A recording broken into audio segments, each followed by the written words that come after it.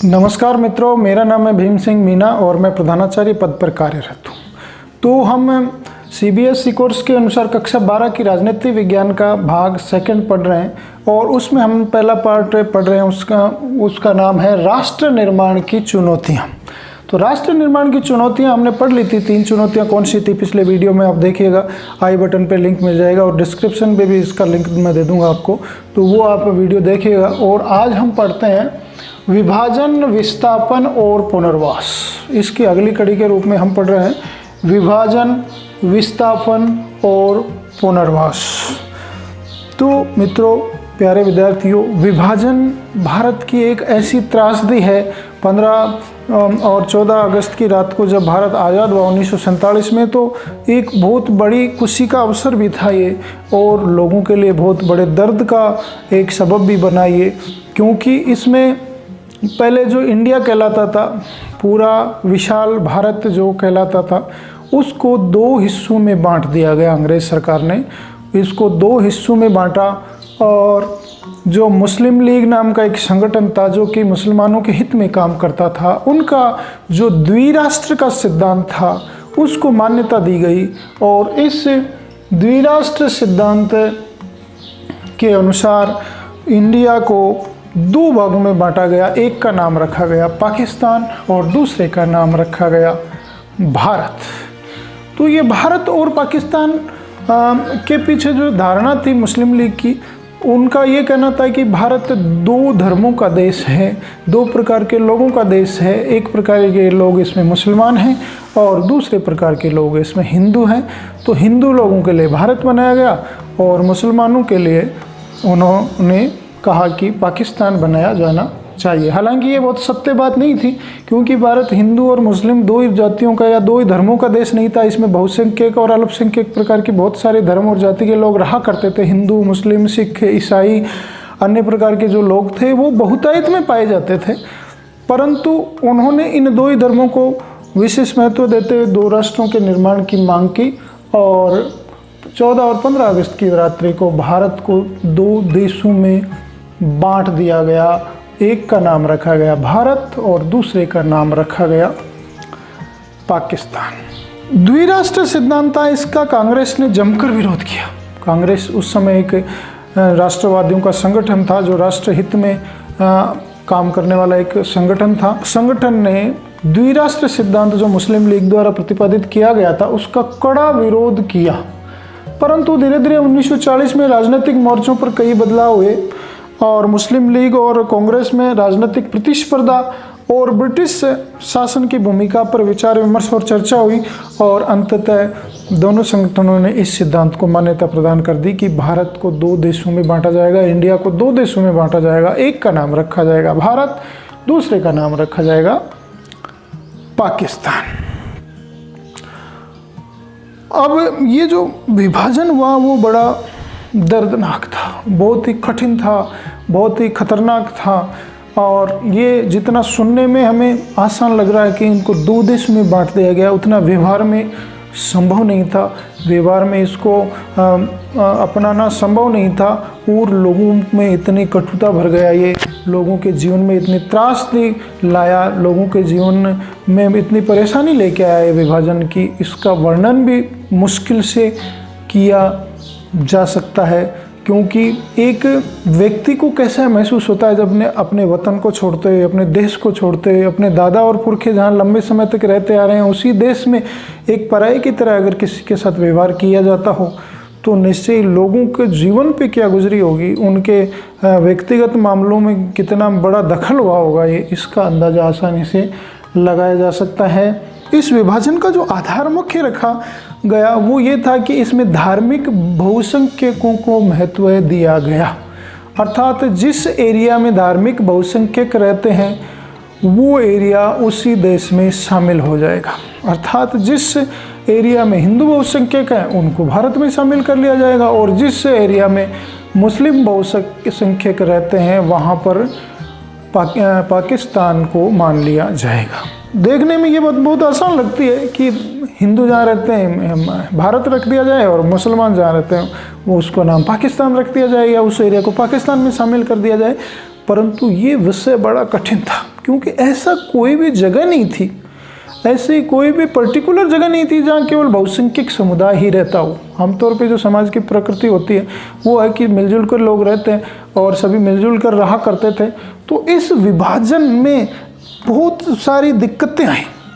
4 प्रकार के विभाजन के समय समस्याएं आई, उनका हम जिक्र करते हैं। और विभाजन बड़ा आसान है, जो सुनने में लगता है कि 2 देशों में बांट दिया गया, वो कितना कठिन था, कितना विपरीत परिस्थितियों से गुजरा, कितनी परेशानियां आई उसमें, और क्या क्या उसमें बिंदु बनते हैं विभाजन के समय परेशानियों के, उनको हम एक एक करके पढ़ते हैं। तो विभाजन में जो समस्या सबसे बड़ी थी, वो पहला बिंदु हम लेते हैं कि मुस्लिम बहुसंख्यक कोई इलाका नहीं था। तो सवाल कि पाकिस्तान बनाया जाए, और पाकिस्तान का आधार मुस्लिम लीग ने यही बताया कि जहां मुस्लिम बहुसंख्यक रहते हैं उसको पाकिस्तान बना दिया जाए। परंतु ऐसा कोई एरिया नहीं था जहां पर मुस्लिम बहुसंख्यकों की आबादी अधिक थी। वो केवल 2 एरिया थे जिनमें मुस्लिम को अधिक रहते थे। एक एरिया था भारत के पश्चिम में और एक एरिया था भारत के पूर्व में।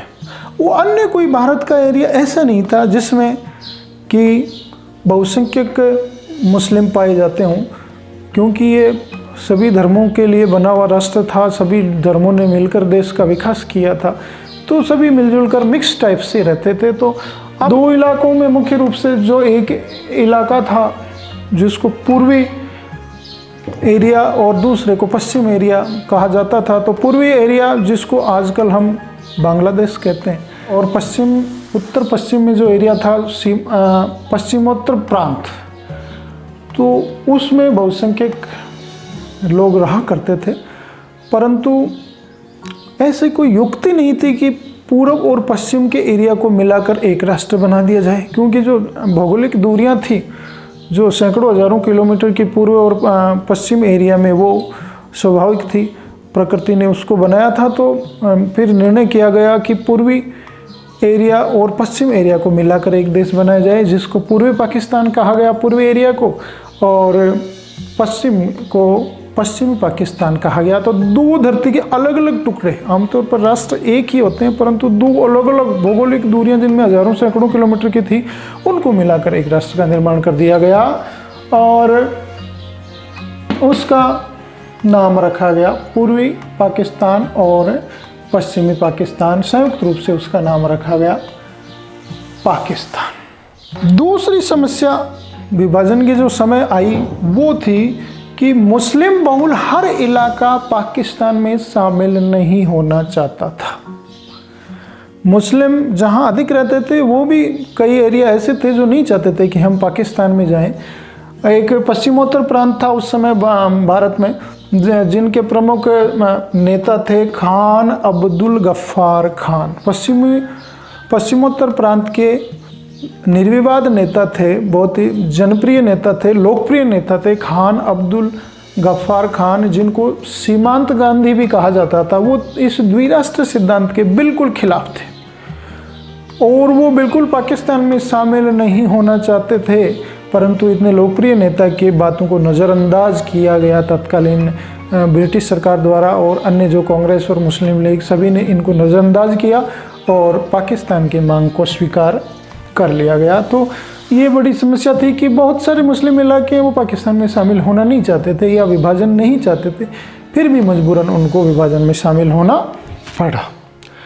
तीसरी जो सबसे बड़ी समस्या विभाजन के समय आई, विभाजन विस्थापन और पुनर्वास के समय आई, वो थी मुस्लिम बहुल प्रांत पंजाब व बंगाल में बहुसंख्यक गैर मुस्लिम आबादी रहती थी। पंजाब और बंगाल बड़े बड़े प्रांत हुआ करते थे जिनमें गैर मुस्लिम बहुसंख्यक आबादी रहती थी। यानी मुसलमान तो रहते ही रहते थे, परंतु उनमें गैर मुस्लिम बहुसंख्यक आबादी, इनमें हिंदू थे और सिख थे। तो जब उनको बांटा गया, दोनों राज्यों का विभाजन किया गया, बंगाल का, बंगाल जो कि आधा हिस्सा जिनको आजकल पश्चिम बंगाल कहा जाता है जिस एरिया को, वो भारत में रह गया और पूर्वी बंगाल पाकिस्तान में शामिल कर लिया गया। तो एक सवाल बच्चों के लिए ये भी बन रहा है कि यहाँ पर आजकल जिस एरिया को बांग्लादेश कहा जाता है उसका नाम पहले था पूर्वी बंगाल। तो इन एरिया में पंजाब और बंगाल में बहुसंख्यक गैर मुस्लिम आबादी रहती थी।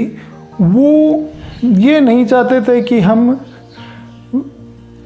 विभाजित हो जाएं, हमारे प्रांतों का विभाजन कर दिया जाए, क्योंकि पंजाब का विभाजन करके भी पाकिस्तान में मिलाया गया और बंगाल का विभाजन करके भी पाकिस्तान में मिलाया गया। तो ये यहाँ की जो बहुसंख्यक आबादी थी गैर मुस्लिमों की, इन्होंने भी विरोध किया और बड़ी समस्या का सामना करना पड़ा।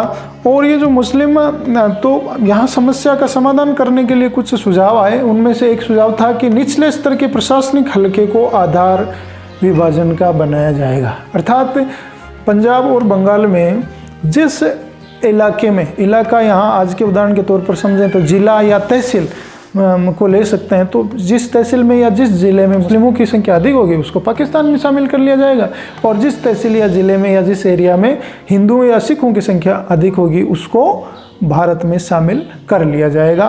तो ये भी एक बहुत बड़ी व्यवहारिक समस्या थी जिसका समाधान बड़ी मुश्किल से निकला और ज़बरदस्ती लोगों को विभाजन की त्रासदी झेलने पर मजबूर किया गया। अब चौथी और सबसे बड़ी जो समस्या, जो अबूझ समस्या थी, अल्पसंख्यक आबादी जो थी उनकी सबसे बड़ी समस्या थी कि वो लाखों अल्पसंख्यक लोग थे वो पाकिस्तान में चले गए और लाखों अल्पसंख्यक लोग भारत में आ गए। अर्थात लाखों हिंदू और सिख परिवार विभाजन के दौरान पाकिस्तान में ही रह गए और लाखों मुस्लिम परिवार विभाजन के समय भारत में रह गए।